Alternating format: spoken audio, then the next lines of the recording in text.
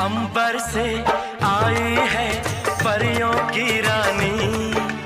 देख जिसे होती है सबको है